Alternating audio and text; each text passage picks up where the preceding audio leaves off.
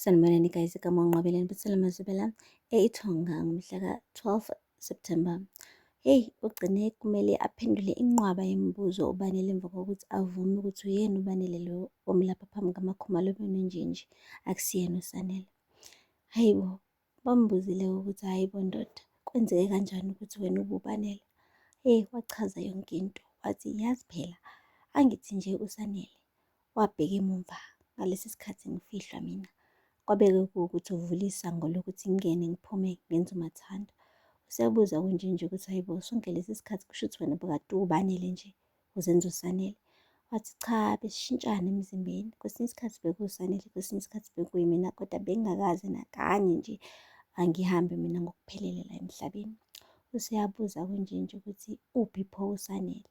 Hhayi, wase washo-ke ukuthi hhayi, uSanele uyaphila naye kodwa akekho la usemkhathini. Eyi guys, uthe uthi uyasondela kubona bamane bathi suka nje, hlehlela nje, hamba ohlala le kude. Kubonakala nje ukuthi hayi sengathi bayamsaba-ke manje. Hayi, uhambile kohlala laphaya kusofa okude nabo.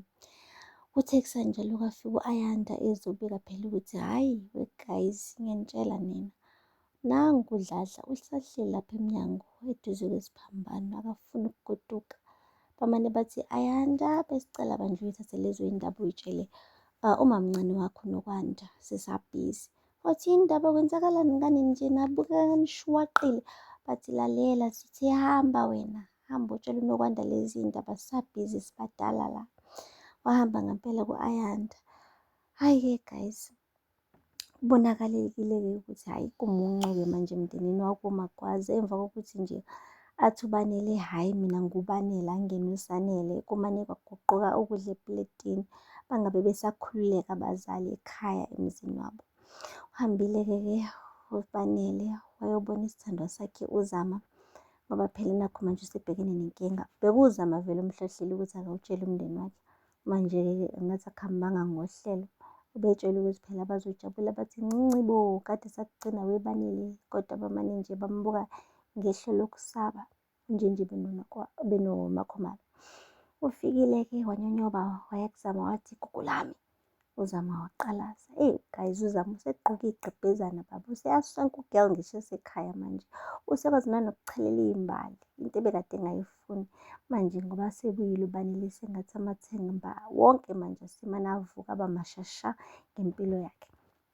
Ubuzile ukuthi kwenzenjani, wathi hayi ngibatshelile-ke ekhaya. Wathi wawu, indaba ezinhle lezo-ke Banele, bathini? Wathi yabona nje ngiyayisola, casukile futhi. Yazi ngibe batshela la bantu kwangathi nje babona nje inunu la, babona izombi uqobo lwayo. Wathi hhayi, ehlisa umoya, vele bafanele ukuxwaya, banikeze isikhathi bazojwayela. Wathi kanjani? Yabona nje manje abasangiphathi ngale ndlela le ekumele ngabe bangiphatha ngayo. Wathi uZama ehlisa umoya, asihambe siye endlini ngizokuthelela ijusi uthi wehlise umoya. Manje ukwenza konke lokhu nje uZama uloku embrasha uBanele, nanguphinda uncike ngedonga, uveze ihle elilodwa guys, akafuni ukubonakala phela. Uyasho ngenhliziyo ukuthi ha suka, nangu lo muntu lo esidlisa satshanyana entombini yami. Ngoba phela guys, noZama phela useyintombi kaphinda. Asikhohliwe ukuthi bagcine bebalekile baze benze izinto ekungamelanga bazenze, izinto zabantu abadala. Manje-ke ngeke lingavuki ulaka kuphinda mebona phela uZama wakhe ebhizi wodwa uSanele.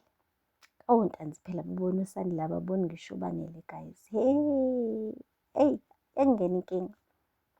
Akupheli-ke lapho guys, uhambile-ke uBanele waya lapha e-ofisini lakoMagwaza, eMagwaza Construction. Hhayi-ke uMakhumalo-ke benonjinji bamhlasela khona beyofuna ezinye iy'mpendulo. Bebe nje ukungena, hhayi ubhuti bekade ebhizi egqamisa i-house. Kubonakala nje ukuthi akusiyena uSanele loya, uBanele ngey'nqotho guys, phethe nengilazi ye-whisky yakhe ngala. Heyi, ube ukubabona nje wehlisa i-radio waqeda wayithi shaqalazi ngilazi ye-whisky. Ngathi beyabakade esebagcwalisele bakhombisa ukuthi ya, Banele is in the house, so what you gonna do? Emva kwalapho-ke guys, umaneja uMakhumalo washo ukuthi ngifuna ukubona uSanele. Hayi, wathi akulula ngale ndlela ocabanga ngayo Mbulazi. athi ngithe ngifuna umfana wami, ngifuna ukwazi ukuthi kwenzakaleni ngomfana wami. Wathi njengoba kade ngisho, angeke nje mane umbona nje. Wathi yabo uma kuwukuthi awufuni ukungikhombisa uSanele, ngizohamba ngikugumede. Wathi angizwanga, wathi ngikutshela. Hhayi nonjinji washo okufanayo, wathi uGumede uyena kuphela ozosisiza kuyona yonke lento. Wamane wacasuka uBanele guys, wathi asambeni. Bambuza siyaphi, bathi ngithe asambeni sekuyena loyo Gumede. Ngampela-ke guys bobawu-3 shwi bahamba bayobona uGumede. Bathe uma befika nje khona-ke uGumede ubazi kahle ukuthi kumele enze njani. Ngibona indoda nje ewuBanele isidindilize phansi ocansini. Hhayi babhizi bayigcoba izinto. Emva kwalapho bashunqisa impepho phezu kwayo. Kuthe nje emva kwemizuzwana, hhayi bo uBanele wadlikiza guys, wadlikiza uBanele. Wathuka uMakhumalo wathi hayibo kwenzakalani? Emva kwalapho kwathi nya, wacimeza, waquleka. Hayibo, sequlekile-ke uBanele wavula amehlo futhi. Hhayi sekusanele-ke manje akusesiyena uBanele lo olele phansi. Eyi uma noMakhumalo wakhala wathi Sanele. Wathi ma, wena ngampela lo mfana wami? Yebo ma. Right? Ngiyaphila. Khululeka, sisazokhuluma uma sengibuye ngokuphelele. Hayibo guys. Kwaba-ke ukucula-ke komoya waMakhumalo-ke ekuboneni indodana yakhe ilele laphaya phambi kwakhe. Angeke ngize ngisho ukuthi uyakholwa ngampela yini ukuthi bekuwuSanele loya noma cha, ngoba ushilo wathi yena uyazazi iy'ngane zakhe. Washo ukuthi wayithwala for 9 months, washo ukuthi uyikhulisile yena, wayincelisa yena. So angeke aze ahlule ukubona ukuthi uba uBanele ubani uSanele. So I hope uyakholwa-ke ukuthi loya bekuwuSanele. Nakho phela ubesecwebe iy'nyembezi engaqedi untombo. Asazi-ke ukuthi-ke sekumele kubuyele uBanele futhi angabe esabuyela, kusale sekusala sekuwuSanele ukuthi uzame uyothini bakithi. Mhlampe uyisakaza phansi aquleke uNtombo ngoba phela yena usejabule kabi manje, usebone kahle ukuthi wonke amaphupho akhe asefezekile njengoba nje uBanele esebuyile. Lapho uBanele wamtshela kahle ukuthi usesikhathini esitshele kuye angeke ahlale nawe noSiphela, kodwa uNtombo sengathi userelaxe kakhulu guys, usenethezekile. Guys, aphele lapho-ke amazwi la e-Ithonga namhlanje. Ningakhohlwa ukusubscribe, ni-like, ni-comment. Until next time, bye.